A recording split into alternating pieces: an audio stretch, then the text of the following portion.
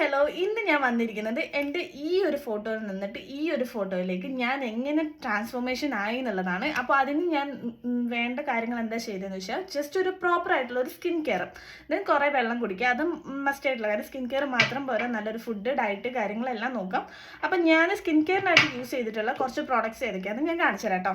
First of all തന്നെ ഞാൻ use ചെയ്ത എല്ലാ ബ്രാൻഡ്സും ഹൈഫിൻ്റെ ബ്രാൻഡാണ് ഞാൻ കൂടുതലായിട്ടും യൂസ് ചെയ്തിട്ടുള്ളത്. അപ്പോൾ എനിക്ക് ആ ഒരു കുരു തന്നെ പോകാൻ ഇപ്പോഴും പാട് പോയിട്ടില്ല. പക്ഷേ കുരു കാര്യങ്ങൾ ആ ഒരു സ്കിൻ ടൈപ്പിൽ നിന്ന് എത്രയോ മാറിയിട്ട് ഈ ഒരു സ്കിൻ ടൈപ്പിലേക്ക് എത്തിയതാണ്. എന്താ പറയുക, ആ ഒരു ടൈമിൽ എനിക്ക് തോന്നുന്നു ഡിസംബറിലാണ് ആ ഒരു സ്കിന്ന് എൻ്റെ കുരു വരാൻ തുടങ്ങിയത്.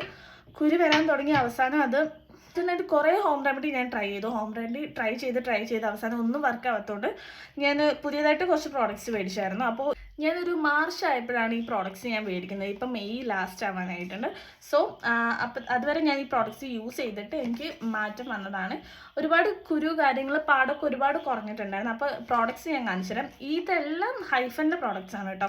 നോർമലി നമ്മൾ ടോണർ, സിറം, മോയ്സ്ചറൈസർ, സൺസ്ക്രീൻ ഇതൊക്കെ തന്നെയാണ്. അപ്പോൾ നൈറ്റ് സൺസ്ക്രീൻ യൂസ് ചെയ്തില്ല, അതെല്ലാവർക്കും അറിയാവുന്ന കാര്യമാണ്. അപ്പോൾ ടോണർ എന്ന് പറയുന്നത് ഹൈഫിൻ്റെ ഈ ഒരു ടോണറാണ് കേട്ടോ. ദെൻ സിറം എന്ന് പറയുന്നത് ഹൈഫിൻ്റെ ദി പിഗ്മെൻറ്റേഷനും കാര്യങ്ങളൊക്കെ ഒന്ന് കുറയ്ക്കും. കുരുവൊക്കെ താഴ്ന്നിട്ട് ഭയങ്കരമായിട്ട് ഇത് ഹെൽപ്പ് ചെയ്തിട്ടുണ്ട്. ഇത് ഓൾ ബോഡി യൂസ് ചെയ്യാനാണ്. അണ്ടർ ആംസിൽ യൂസ് ചെയ്യാം, പിന്നെ കയ്യിൻ്റെ അടിയിലുള്ള കറുപ്പിന് വേണ്ടിയിട്ട് യൂസ് ചെയ്യാം. പക്ഷേ അതിനൊന്നും എനിക്ക് വലുതായിട്ട് റിസൾട്ട് കിട്ടിയിട്ടുണ്ടായിരുന്നില്ല. ഫേസിൻ്റെ റിസൾട്ട് കിട്ടിയായിരുന്നു. കഴുത്തിൻ്റെ ബ്ലാക്ക് പോകാനായിട്ട് ഞാൻ യൂസ് ചെയ്തു, പക്ഷേ അത് വല്ലാണ്ട് അങ്ങോട്ട് കുറഞ്ഞില്ല. കുരു പോകാനും അത്യാവശ്യം ഡാർക്ക് സ്പോട്ട്സൊക്കെ ഒന്ന് താഴ്ന്ന് കിട്ടാനും ഇത് ഭയങ്കരമായിട്ട് ഹെൽപ്പ് ചെയ്തിട്ടുണ്ട്. അത് ഹൈഫിൻ്റെ മോയ്സ്ചറൈസറാണ് കേട്ടോ ഞാൻ യൂസ് ചെയ്തിട്ടുള്ളത്. ഹൈഫിൻ്റെ ഓയിൽ കൺട്രോൾ മോയ്സ്ചറൈസറാണിത്. ഇത് ഭയങ്കരമായിട്ട് ഓയിലി ആയിരിക്കുന്ന ടൈമാകുമ്പോൾ ഇത് യൂസ് ചെയ്യുമ്പോൾ നല്ല എഫക്റ്റാണ് എനിക്ക് കിട്ടുന്നത്. ഭയങ്കര ആ ഒരു പിഗ്മെൻറ്റേഷനും പിമ്പിൾസൊക്കെ വന്ന സമയത്ത് ഭയങ്കരമായിട്ട് എനിക്ക് ഭയങ്കര ഓയിലി ആവുന്ന സ്കിന്ന്. ഇത്ര നോക്കിയാലും പോകത്തില്ല. ഞാൻ കുറേ പൗഡർ ഇട്ട് നോക്കും, എന്നാലും അത് പിന്നെയും വരും. അപ്പോൾ ഈ മോയ്സ്ചറൈസർ യൂസ് ചെയ്യുമ്പോൾ നല്ലൊരു റിസൾട്ട് കിട്ടുന്നുണ്ട് കേട്ടോ. ദെൻ ഹൈഫിൻ്റെ ഈ സൺസ്ക്രീനാണ്.